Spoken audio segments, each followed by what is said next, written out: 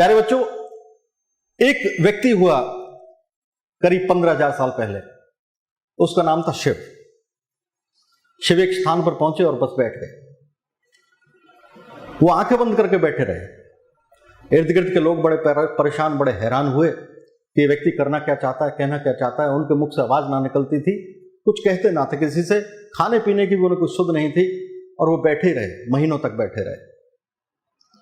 तो उनके इर्द गिर्द बहुत भीड़ लग गई। जब भीड़ लगी तो 6 महीने बीते, साल बीता, 2 साल बीता, 3 साल बीता, तो बहुत सारे लोग अपने अपने काम में लगे गए, चले गए। वहां से केवल 7 ऋषि रह गए, 7 लोग रह गए, जिन्हें सप्त ऋषि कहा जाता है। ध्यान इस जगत में प्रथम बार शिव, भगवान शिव की वजह से संभव हो पाया। उन्होंने बहुत सारी चीजें दी। नृत्य उन्होंने दिया, संगीत उन्होंने दिया, नटराज भी उन्हें कहा जाता है, वैदराज भी, वैद्यनाथ भी उन्हें कहा जाता है, औषधियों का ज्ञान भी उन्होंने दिया। तो उसकी कृपा, उनकी कृपा की वजह से बहुत संभव हो पाया। बाद में ऋषियों ने फिर इसको व्यवस्थागत लिपिबद्ध करने की कोशिश की। तो एक ऋषि हुए पतंजलि। पतंजलि ने कहा कि मैं एक ऐसा तरीका ढूंढना चाहता हूं जिससे मन की कलुषता चली जाए, जिससे मन की खिन्नता चली जाए, जिससे मन का नैराश्य चला जाए। हमेशा मन निराशा में रहता है, हमेशा नेगेटिव सोचता है, ये नहीं हो सकता, वो नहीं हो सकता, कल अगर ये नहीं हुआ तो मैं क्या करूंगा, ऐसा नेगेटिव रहता है। तो मन की निराशता चली जाए और मनुष्य देवत्व को प्राप्त कर सके। आसुरी प्रवृत्तियों का भी उदय होता है। हमारे मन में दोनों प्रवृत्तियां हैं, एक दैवी प्रवृत्ति है जो कल्याण मूलक है, और एक आसुरी प्रवृत्ति है जो विध्वंसकारी है, जो बस बिगाड़ना चाहती है, उठा पटक, मार पीट। ये इसमें एक क्रिएटिव फोर्स है और एक डिस्ट्रक्टिव फोर्स है। तो उन्होंने ऐसे कैसे हो कि मनुष्य का उत्थान हो। तो उन्होंने उसके लिए कुछ साधना की, और साधना करने के बाद उसे लिपिबद्ध किया, और उसे लिपिबद्ध करने के बाद बिल्कुल साइंटिफिक स्टडी बना दिया। अब चाहे चोर हो या राजा हो, फकीर हो या कंपनी में काम करने वाला कर्मचारी, अगर उस प्रक्रिया से गुजरता है उसको वैसे ही परिणाम मिलते हैं जैसे किसी अन्य को मिलते हैं। बिल्कुल साइंटिफिक है। इस स्टडी को उन्होंने सामने रख दिया। तो इस स्टडी का पहला, इसमें 8 हिस्से उन्होंने बताए। पतंजलि का अष्टांग योग, पहला हिस्सा है यम। यम का मतलब सिर्फ और सिर्फ नैतिक होने से है। यदि आप अपनी आत्मिक प्रगति करना चाहते हैं, आध्यात्मिक प्रगति करना चाहते हैं, तो यदि आप नैतिक ही नहीं हैं तो आपकी आध्यात्मिक प्रगति अवरुद्ध हो जाएगी। तो उसके उन्होंने 5 हिस्से बताए। सबसे पहले उन्होंने बताया अहिंसा। क्या बताया? हेलो, अहिंसा। अहिंसा, सत्य, अस्तेय, और उसके बाद ब्रह्मचर्य और अपरिग्रह, 5 चीजों से बना। ये नैतिकता। जिसके पास नैतिकता नहीं, वह आध्यात्मिक और भौतिक उन्नति कर नहीं सकता। अगर वो एक धन कमा भी लेगा तो उसके बाद गंवा देगा। बहुत लोगों के साथ ऐसा होता है। तो पहली स्थिति उन्होंने कहा कि ये नैतिकता होनी चाहिए आपके भीतर। तो अहिंसा का मतलब है मन, वचन और कर्म से किसी के प्रति भी हिंसा का व्यवहार नहीं करना। विचार मन में भी नहीं आना चाहिए कि इसको मारूंगा, पीटूंगा, इसको कुछ ना कुछ नुकसान पहुंचाऊंगा, ऐसा विचार मन में भी ना आना अहिंसा है। सत्य, जब बोलो सत्य बोलो। ऐसी कोई कोशिश ना करो कि तुम्हारे मुंह से झूठ निकले, और मिनट मिनट पर झूठ बोलने वालों का कभी कल्याण नहीं हो सकता। और सत्य बोलने वालों के साथ एक वस्तु घटित होती होगी, आपने देखा होगा, सुना होगा इस विषय को, और कई लोगों ने अक्सर कहा होगा कि जो 24 घंटे सत्य का आचरण करता है उसकी कही हुई बात कभी भी झूठी नहीं होती है, वो परमात्मा को पूरी करनी पड़ती है। तीसरी बात उसमें आती है अस्तेय। अस्तेय का मतलब है चोरी ना करना। जो कुछ तुम्हें मिला है उसी से सबर संतोष करो, अपनी मेहनत से जो आगे बढ़ते हो बना सकते हो। तो यहां पर कहा यह गया अस्तेय का मतलब चोरी ना करना। और अब्राहम लिंकन भी ये कहते हैं कि कमाए हुए 10 रुपए चोरी किए हुए लाखों रुपए से कहीं बेहतर है। कमाए हुए 10 रुपए चोरी किए हुए लाखों रुपयों से बेहतर है, क्योंकि जो चोरी किया हुआ है उससे मन में शांति गायब हो जाएगी। और आप जैसे प्राप्त करना चाहते हो, जो विश्व की दुर्लभतम वस्तु है, वह केवल और केवल शांति है। जिसके पास शांति नहीं उसके पास प्रसन्नता नहीं हो सकती, और जिसके पास प्रसन्नता नहीं तो सफलता का तो मतलब ही क्या है? आप सफल दिखाई देते हो दुनिया को, लेकिन अपने हृदय के कोने में आप अपने आप को हमेशा असफल मानेंगे, क्योंकि आपने कुछ गलत किया है। इसलिए चोरी नहीं करना। काम चोरी भी उसी में आता है। होमवर्क मिला है करना नहीं, वो चोरी है। वो बिल्कुल उस तरह से जैसे किसी ने आपको तनख्वाह तो दे दी है लेकिन आप काम नहीं कर रहे हैं, तो चोरी है। तो आपके माता पिता ने फीस भर दी है, लेकिन अगर आप पढ़ नहीं रहे हैं तो लाभ नहीं हो रहा है। ब्रह्मचर्य, इस संसार में जो कुछ क्रिएशन है वो ब्रह्म है। ब्रह्मा की क्रिएशन का ये बिल्कुल ऐसा है जैसे अगर आप अपनी बहन से लड़ते हैं, इस संसार में जहां भी आप विचरण करते हैं तो वो ब्रह्म है। आप ब्रह्म में विचरण कर रहे हैं। ब्रह्म में विचरण करने का मतलब है ब्रह्मचर्य। इंद्रियों का संयम के साथ उपयोग करना वह भी ब्रह्मचर्य का दूसरा हिस्सा है। लेकिन इसे जरा समझ लें कि जो ब्रह्मा की क्रिएशन का आदर नहीं कर सकता, प्यारे बच्चों, जो ब्रह्मा की क्रिएशन का आदर नहीं कर सकता, क्या वह ब्रह्मा का अपमान नहीं कर रहा है? अभिप्राय, अगर आप अपनी बहन से लड़ते हैं तो बहन का निर्माण किसने किया? माता पिता ने, राइट? अगर मानेंगे तो डायरेक्टली तो वही ना। अगर आप अपनी बहन का सम्मान नहीं कर रहे हैं, अगर आप अपनी बहन से लड़ाई झगड़ा कर रहे हैं, बहन को गुस्सा कर रहे हैं, तो इसका मतलब अपमान किसका हो रहा है? जब तक आप क्रिएशन का आदर नहीं करोगे तो क्रिएटर का आदर नहीं होगा। तो क्रिएशन क्या है? परमात्मा की ये संसार। इस संसार में जिससे भी मिलते हो, पेड़ पौधे, पत्ती, जानवर, फूल, जिससे भी मिलते हो उसका आदर करो। इसलिए हमारी परंपरा में नदियों को भी मां कहा गया, पत्थरों को पूजा गया। यहां कोई भी ऐसा नहीं है जो अपमानित हो, यह सब सम्मानित हैं। तुम मुझे सम्मान देते हो, परस्पर तुम बदले में सम्मान प्राप्त करते हो, इसलिए सम्मान देना, ब्रह्म में विचरण करना। और अपरिग्रह, जितने की आवश्यकता बस उतना लो। भोजन करते हो ना तो थाली में इस भूख में, अरे बाद में बचेगा नहीं बचेगा, इतनी पूड़ियां रख ली, इतनी सब्जी रख ली, और बाद में फिर वो खाई भी नहीं जाती। जितनी आवश्यकता है बस उतने का उपयोग करो, उससे अधिक कुछ नहीं। ये यम समाप्त हो जाता है। नियम की अगर हम बात करेंगे तो नियम है आत्मशुद्धिकरण, वो नैतिकता का पहला पार्ट। फिर आत्मशुद्धिकरण, और आत्मशुद्धिकरण के लिए क्या करना है? सबसे पहले शौच। और शौच का मतलब क्या है? शरीर और मन की सफाई। शरीर की सफाई के लिए आप क्या करते हैं? हेलो हेलो, नहाते हैं। और मन की सफाई, शरीर एक्सटर्नल है, मन क्या है? इंटरनल है। मन की सफाई कैसे करोगे? नहीं, उससे नहीं होगी। वैसे होगी, निश्चित तौर पे होगी, लेकिन दोनों चीजों से होगी। एक पॉजिटिव विचार, और उसकी जो सूक्ष्म शरीर है उसकी सफाई के लिए क्या करना होगा? इंटरनल जो है प्राणायाम। जो श्वास आप लेते हो ना, उससे गंदगी साफ नहीं होती। जब श्वास को तीव्र और धीमा करके लिया जाता है, आवेग से लिया जाता है, तो फिर सफाई होती है इंटरनल। संतोष, संतोष का मतलब, संतोष का मतलब सेटिस्फेक्शन, जो है उसी में सब्र कर लेना। अब लेकिन तुम्हारे मन में ये भावना आती होगी, सर उसी में अगर सब्र कर लिया तो फिर आईआईटीएन बनने का ख्वाब कैसे देखेंगे? तो सब्र तो नहीं होना। लेकिन इसका अंतर ये समझिए कि जो अभी है उसमें अभी सब्र कर लो। जो अभी है, अभी उपलब्ध है, उसी में संतोष कर लो कि अभी के लिए इतना ही काफी है। और ऐसा कतई नहीं कहा कि आगे के लिए तैयारी मत करो। तुम रोल्स रॉयस खरीदना चाहते हो तो उसके लिए तैयारी करो, कोई मनाही नहीं है। लेकिन अभी अगर टूटी हुई साइकिल है तो उसी में मस्ती, आनंद और प्रसन्नता का अनुभव करो। हे भगवान, तेरी बड़ी कृपा है कि तूने कम से कम ये तो दे रखा है। टूटी हुई साइकिल तो है मेरे पास, वरना तो बहुत सारे ऐसे लोग हैं जिनके पास पैर भी नहीं है। मेरे पास टूटी हुई साइकिल तो है, इसमें सब्र करना और आगे की तैयारी करो। कल के लिए तो कुछ और करेंगे, लेकिन आज जो उपलब्ध है, आज उसी में सब्र करना, उसी में खुश रहना, यह है संतोष। तप, तप क्या है? संतोष, तप। अरे भैया, तप का मतलब है कि जो तुम कर रहे हो उस लक्ष्य से तुम्हें सुख दुख, गर्मी सर्दी, पैसा और गरीबी कोई भी ना हटा सके। बहुत सारे बच्चों के पास पता है दिक्कत क्या है? कि उनके पास पैसा बहुत अधिक है। जिस कमरे में जाते हैं उसी कमरे में टेलीविजन लगा हुआ है। माता पिता के पास दावतों के न्योते बहुत आते हैं, और वह बच्चा बन सकता था कुछ, लेकिन इसी वजह से कुछ बन नहीं पाया। लेकिन उसने क्या नहीं किया? तपस्या नहीं की। उसने माता पिता से यह कहने का साहस नहीं किया कि पिताजी मेरे लिए अनुचित है, आप जाइए, दावत में जाना है, मुझे तो अपनी पढ़ाई करनी है। बहुत सारे बच्चे गरीबी की वजह से पढ़ाई नहीं कर पाते, कहते हैं मेरे पास किताब ही नहीं, और इसी का रोना रोते हैं। इस रोने से बाहर निकलना वो तपस्या है। सर्दी गर्मी, सुख दुख, सफलता असफलता से ऊपर उठकर बस तुम अपने लक्ष्य की प्राप्ति के लिए अंतिम पल तक निरंतर अभ्यास करते रहो, लगे रहो उसी में, उसका नाम है तप। चौथी बात आती है स्वाध्याय, जिसका घोर अभाव है। आपके घर में लाइब्रेरी है क्या प्रभु? आपके घर में रामचरितमानस का पाठ होता है? गुरु ग्रंथ साहिब का पाठ होता है? आप अपने जीवन का बहुत बड़ा पैसा खो रहे हैं। ये दीदी बैठी है ना, इनको जो कुछ मिला है, इनसे पूछो, इनकी यात्रा कहीं अंबानी के घर से नहीं हुई। आपके सम्मुख जीता जागता उदाहरण है। इनके पास जो कुछ है वो गुरु की कृपा से है, और गुरु की कृपा केवल तब होगी जब गुरु का पाठ होगा, वाणी का पाठ होगा। अब जिस भी धर्म से तो आते होगे, वहां कोई ना कोई कुरान मिलेगी, वहां कोई ना कोई गीता मिलेगी, वहां कोई ना कोई ग्रंथ तो मिलेगा, और तुम अगर उससे अध्ययन से वंचित कर रहे हो अपने आप को, तो तुम स्वयं का अध्ययन तो कर ही नहीं पाओगे। जब बाहर की आंखें खुली हों तब तो इस जगत का अध्ययन, जगत में जो कुछ लिखा है वो श्रेष्ठ ग्रंथों में जो लिखा है उसका अध्ययन करो, और वही काम करेगा तुम्हारे भीतर के अध्ययन के लिए।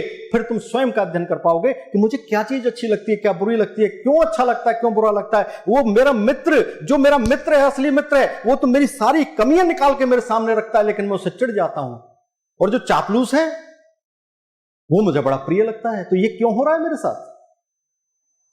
तो स्वयं का अध्ययन, स्वाध्याय, इसके लिए आपसे निवेदन करूंगा, हाथ जोड़ के विनती करूंगा, करबद्ध प्रार्थना करूंगा, भैया अपने घर पे लाइब्रेरी बनाओ, पॉजिटिव एटीट्यूड की बहुत सारी बुक्स रखो, और अपने घर में कोई ग्रंथ रखा होगा जरूर, वो रामचरितमानस, कोई गुरु ग्रंथ साहिब, अरे कुछ नहीं, 15 मिनट सुबह उठ के पढ़ लिया करो प्यारे बच्चों।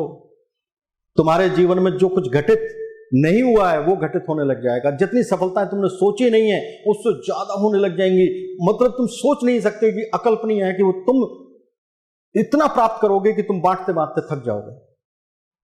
और पांचवी बात उन्होंने कही कि ईश्वर प्राणिधान। ईश्वर प्राणिधान का मतलब कि जो कुछ तुम करते हो उसमें कर्ता भाव को मिटा दो, जो कुछ करने वाला है वो ईश्वर करवा रहा है। और इस जगत में जहां जहां जो देखते हो, और 24 घंटे उसके नाम में लगे रहो। इस संसार में कोई ऐसी क्रिया है जैसे तुम 24 घंटे कर सकते हो? हेलो, है ना? एक क्रिया करते हो 24 घंटे, क्या? सांस लेते हैं 24 घंटे, लेकिन एक केवल एक क्रिया नहीं है प्रभु। तुम्हारा मलमूत्र भी निष्कासित होने के लिए तैयारी करता है कि नहीं करता है? और जब इकट्ठा हो जाता है तो रात को सोते हुए उठा देता है। वही अवचेतन मन है। जो जागृत अवस्था में तुम सोच रहे हो कि मेरे हाथ पांव चल रहे हैं, मेरी आंखें देख रही हैं, वो तो चेतन मन है। और जो 24 घंटे निरंतर 100 वर्षों तक लगातार काम कर रहा है, वही अवचेतन मन है। तुम्हारे भीतर रेस्पिरेशन से लेकर सारी चीजें हो रही हैं। हो रहा है कि नहीं हो रहा है? वो अवचेतन मन है। अच्छा, क्या तुम्हारा कोई कंट्रोल है उस पर? वो 24 घंटे काम चल रहा है कि नहीं चल रहा है? और ये कॉन्शियस ब्रेन, तुम अगर 12 घंटे जाग रहे हो तो केवल 12 घंटे, 16 घंटे जाग रहे हो तो 16 घंटे। तो जीतेगा कौन? बलशाली कौन है? हेलो हेलो, बलशाली कौन है? अवचेतन मन है, क्योंकि वो 24 घंटे काम कर रहा है। और हमारा कॉन्शियस जो माइंड है वो कितनी देर काम कर रहा है? 12 घंटे, 14 घंटे, जितनी देर हम जाग रहे हैं, है ना? तो परमात्मा ने हमें दोनों फॉर्म दिए, सीमित भी असीमित भी। तो ये ईश्वर प्राणिधान कि जो कुछ करते हो, अच्छा शुरू कहां से होगा? नाम से होगा। अब नाम से कैसे शुरू होगा? नाम से जब शुरू होगा तो फिर उसके बाद रूप बनेगा। जब रूप बन जाएगा तो उसके बाद लीला, और लीला बनने के बाद फिर होगा धाम। Look inside for everything. Life मतलब क्या है? LIFE, look inside for everything. जो कुछ तुम बाहर प्राप्त करना चाहते हो, पहले उसके लिए अपने भीतर जगह बनानी पड़ेगी। अगर वो भीतर नहीं है बनी जगह, तो बाहर कहीं फिट नहीं होगा पुर्जा। बतख, मुर्गा, बंदर, भालू, इन सबको एक तालाब के किनारे लेकर जाओ और तुम ये पाओगे कि केवल बतख है जो पानी में उतर जाता है, क्योंकि वो भीतर है, उसके पहली इनबिल्ट सिस्टम है, परमात्मा ने पहली बना रखा है। तो तुम्हें परमात्मा से पूछना पड़ेगा कि मैं बना किस लिए हूं। बहुत सारे लोग इधर उधर के लोगों से पूछते रहते हैं, अपने मित्र से पूछते हैं, अपने सहयोगी से पूछते हैं, अपने माता पिता से पूछते हैं, वो ना बता पाएंगे तुम्हारा पता। तुम्हारा मन किसके लिए धड़कता है, तुम्हारा दिल किसके लिए धड़कता है, वो आवाज क्या है, उस आवाज को सुनना पड़ेगा। और वो आवाज केवल तब सुनाई देगी प्यारे बच्चों, जब बाहर की तरफ आंखें बंद करके, बाहर की आवाज सुनना बंद करके भीतर की आवाज सुनोगे। और उसके लिए ध्यान ही एकमात्र क्रिया है। अब बेटा, जब IIT का नाम आता है तो फिर IIT के बाद दिल्ली या मुंबई जुड़ जाता है, बीच में जुड़ गया कुछ क्या? बॉम्बे, IIT बॉम्बे जब जुड़ता है तो फिर IIT बॉम्बे की कोई तस्वीर, फोटो है दिमाग में? तो पहला मैंने क्या कहा था? नाम। और उसके बाद क्या कहा? रूप। जैसे मैंने कहा कृष्ण, तो कृष्ण अगर आध्यात्मिक दृष्टि से देखोगे तो वह मिलेगा, और भौतिक दृष्टि से देखोगे तो यह मिलेगा। तो जब कृष्ण देखा तो कृष्ण का रूप आता है ना, बांसुरी बजा रहे। और उसके बाद क्या है? लीला। फिर तुमने यह भी देख लिया होगा इतनी देर में कि तुम वहां पढ़ रहे हो, देखा? और फिर धाम। धाम का मतलब कि जहां रहता है व्यक्ति, कि वह जगह मुझे मिल जाए। नाम, रूप, लीला और धाम, यह आध्यात्मिक दृष्टि से है। और आध्यात्मिक दृष्टि से भौतिक दृष्टिकोण मिलता हुआ है, अलग नहीं है। इसे अलग समझने की भूल करते हैं। अरे बहुत सारे लोग कहते हैं कि पैसे वाले अमीर लोग कभी ईश्वर को प्राप्त नहीं कर सकते। गलत बात कहते हैं। ईश्वर के नाम में ही ऐश्वर्य जुड़ा हुआ है।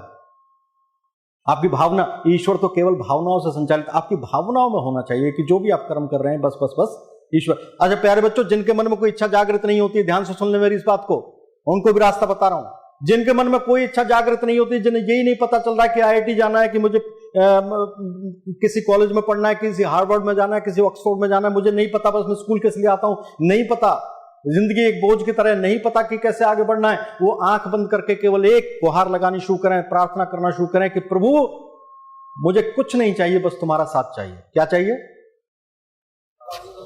क्या साथ चाहिए? तुम जहां भी रखोगे मैं वहीं रहूंगा, बस तुम मुझे मत छोड़ना, बस तुम मेरा साथ मत छोड़ना।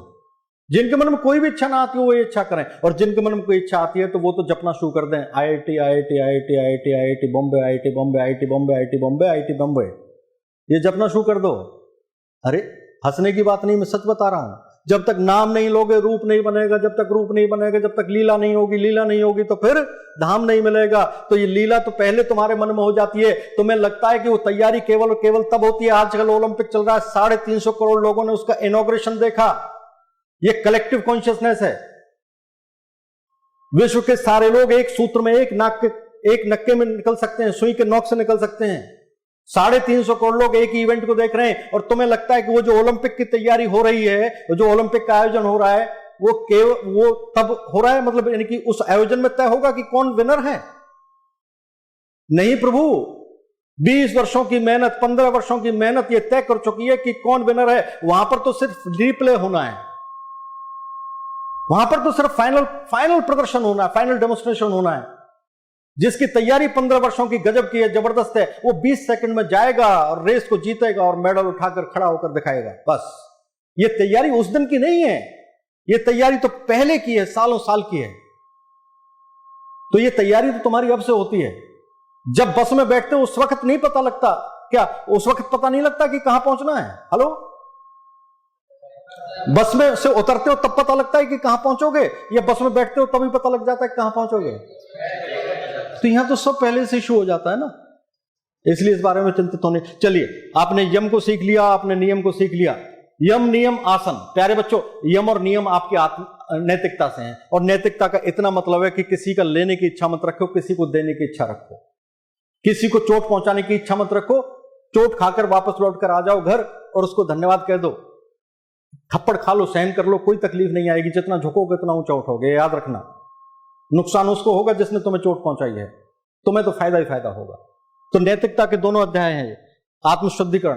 तीसरा आसन। आसन के बिना काम चलेगा नहीं। अभी 3 अध्याय बड़े कीमती हैं। आसन। तो किसी भी स्थिति में अपने मन को, अपने शरीर को ठहराना, पहले शरीर पर नियंत्रण प्राप्त करो। तो शरीर पर नियंत्रण करने के लिए किसी भी स्थिति में कम से कम 3 मिनट तो बैठो। कोई भी आसन 3 मिनट से पहले अपना प्रभाव दिखाना शुरू नहीं करेगा, कम से कम 3 मिनट। जैसे तुम सिद्धासन में बैठे, सुखासन में बैठे, पद्मासन में बैठे, जैसे तुम बैठे हो ये सिद्धासन है, एक टांग के ऊपर दूसरी टांग है ना, अगर दोनों टांग नीचे तो सुखासन है, ठीक है। तो किसी भी आसन में जब बैठते हो तो कम से कम 3 मिनट, और 3 मिनट कैसे? मूर्तिवत, कोई हलचल नहीं, एक टक। उसे अभ्यास को बढ़ाओ, फिर 10 मिनट तक पहुंचो। एक आसन की भूमि को सिद्ध करो। जब आसन स्थिर हो जाएगा तो उसके बाद आता प्राणायाम। फिर प्राणायाम, श्वास पर नियंत्रण। ये पूरा का पूरा जगत चलता श्वास से। जिसका प्राण छूटा वो शरीर गया। तो ऋषियों ने यह ढूंढा कि ये प्राण की शक्ति क्या है। घोड़ा इस जगत में ऐसा प्राणी है कि जितनी तेज दौड़ लगाता है उसका आरपीएम उतना ही बढ़ता चला जाता है, वो थकता ही नहीं है। इसलिए आप देखेंगे कि इंजन पर, जितनी भी गाड़ियों के इंजन है उस पर हॉर्स पावर लिखा होता है। हेलो, ऊंट ऐसा प्राणी है जो अपने शरीर का 25% भाग पी लेता है, पानी पी लेता है, और फिर कई महीनों तक उसे पानी की आवश्यकता नहीं पड़ती। तो मनुष्यों के लिए अगर ऐसी विषम परिस्थितियां आ जाएं तो वो कैसे जीवित रह सकें और कैसे उनके तरह का कर सकें, तो आसन ढूंढा उन्होंने कि ये मुद्रा क्या होती है ऊंट की, तो उसका आसन ढूंढा। ऊंट के आसन को लगाने वाला व्यक्ति अगर अभ्यास करता हो नियमित, तो उसके शरीर में जल तत्व की प्रबल मात्रा हो जाती है और उसके भीतर वैसे गुण विकसित हो जाते हैं जैसे ऊंट के भीतर है। मर्काटासन लगाने वाले व्यक्ति को भीतर वैसा ही गुण विकसित हो जाएगा। सिंहासन लगाने वाले के भीतर सिंह जैसी शक्ति आ जाएगी। वज्रासन लगाने वाला जो व्यक्ति है उसको वज्र जैसी काया हो जाएगी। ये आसन की देन है। जो मैंने तुम्हें बताया कि मुद्रा में अगर दिखाई दे रहे हो तो निश्चित तौर पर वैसा होगा, वैसा ही भाव बनेगा और वैसा ही फिर घटनाएं घटित हो जाएंगी, वैसा ही तुम्हारा रूप होगा। उसके बाद उन्होंने कहा प्रत्याहार। प्रत्याहार क्या है? भावना पर नियंत्रण। अब ये भावना पर नियंत्रण कैसे हो? भाई तुम पढ़ना चाहते हो लेकिन देखते हो क्या कि पड़ोसी जा रहा है घूमने के लिए लद्दाख, तो तुम भी कह देते हो यार चलो बैग उठाओ और अपना लद्दाख घूमने के लिए जाते हैं। तो क्या हो जाता है, भावना पर नियंत्रण नहीं होता। Hello, right. तो भावना पर नियंत्रण कैसे हो कि तुम्हें बस मछली की आंख दिखे अर्जुन की तरह? तो भावना पर नियंत्रण करने के लिए ऋषियों ने यह बताया प्रत्याहार। प्रत्याहार का मतलब यह है कि जब आप इंद्रियों का उपवास करने लगे, यानी कि आंखें जो देखती हैं बाहर का दृश्य, इन आंखों को बाहर के बजाय भीतर की ओर खोलना शुरू करो। इन आंखों को बंद करके भीतर की ओर लगाओ। जो आवाज सुनती हैं बाहर की आवाजें, जो कान सुनते हैं बाहर की आवाजें, उन कानों को बाहर की आवाजों से प्रभावित मत होने दो और भीतर की ओर लेकर आओ, अंतर्मुखी बनाओ। तो जब तुम अंतर्मुखी बनाओगे तो तुम अपने असली स्रोत से जुड़ोगे। तो जब असली स्रोत से जुड़ोगे तो तुम्हारे जीवन में कुछ घटित होने लगेगा, तुम्हारा नियंत्रण आने लगेगा अपने ऊपर। तुम हजारों लोगों की ठोकर में नहीं रहोगे। कोई कुछ कहता है तुम्हारे बारे में कि तुम बुद्धू हो, तो तुम कहते हो यार मैं बुद्धू हूं और पूरा दिन खराब होता है। तो कोई तुम्हारे बारे में कह देता है तुम इंटेलिजेंट हो, तो तुम पूरे दिन फूले नहीं समाते। अब तुम्हारा जीवन जो है दूसरों के विचार पर टिक गया है। तुम दूसरों के पैरों की फुटबॉल हो। अरे तुम्हें ना दुखी होना ना सुखी होना है किसी के विचार से, तुम्हें स्वस्थ होना है। स्वस्थ का मतलब है जो स्वयं में स्थित है, जिसके पास अपनी एक विचारधारा है। अब मैं कितना भी कहूं कि भैया आईआईटी बॉम्बे से आईआईटी दिल्ली अच्छी है, इसमें एडमिशन ले, पर तुम्हारे पास अगर विचार एक है अपना, तो चाहे मैं कितने भी प्रलोभन दूं तो भी तुम्हारे पास आईआईटी बॉम्बे होना चाहिए। और चित्त कितना भी डराऊं, अरे आईआईटी बॉम्बे में तो ये होता है वो होता है, उसके बावजूद तुम्हारा मत परिवर्तित नहीं होना चाहिए। तो ये स्वयं में स्थित होना है कि मुझे पक्के से पता है कि मुझे कहां जाना है, मुझे क्या करना है और मैं किस चीज में खुश रहूंगा। तो ये स्वयं में स्थित होने के लिए प्रत्याहार, भीतर की ओर देखना शुरू करो। और उससे अगली जो सीढ़ी है वो धारणा की है। प्यारे बच्चों, धारणा का मतलब है एकाग्रता। हमारे ऐसे ऐसे उदाहरण हुए कि एक किताब को इधर से खोला, इधर से बंद किया, और उसके बाद आकर लाइब्रेरियन ने पूछा कि आपने इतनी सारी किताबें खोल खोल के बंद कर दी और आप तो हमारा समय बर्बाद कर रहे हैं, इस तरह से ये तो अव्यवस्था फैला रहे हैं। तो उन्होंने कहा कि मैंने जितनी किताबें खोली और बंद कीजिए, उनमें से कोई भी किताब और कहीं से भी उठाकर मुझसे कुछ भी पूछ लीजिए। उन्होंने उनसे पूछा और उन्होंने बता दिया इस पेज नंबर पर ये लिखा हुआ है, फोटोग्राफिक मेमोरी। ये कैसे संभव हो पाया? उस व्यक्ति का नाम लाला हरदयाल एम है।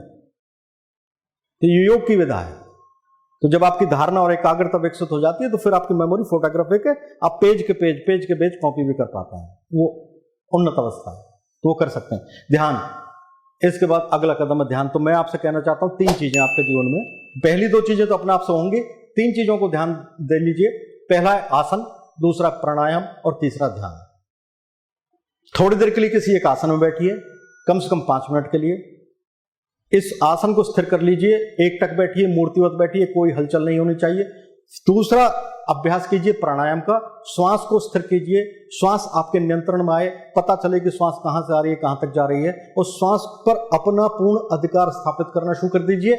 और जब ऐसा होना शुरू हो जाए तो उसके बाद फिर ध्यान में बैठ जाइए। और ऐसा जब आप करना शुरू कर देंगे तो ध्यान लगना शुरू हो जाएगा। और अगर एक बार ध्यान लगना शुरू हो गया तो आप इस जगत के उन प्राणियों में से होंगे जिनके पास अपना जीवन है, जो दूसरों के पैरों की फुटबॉल नहीं है।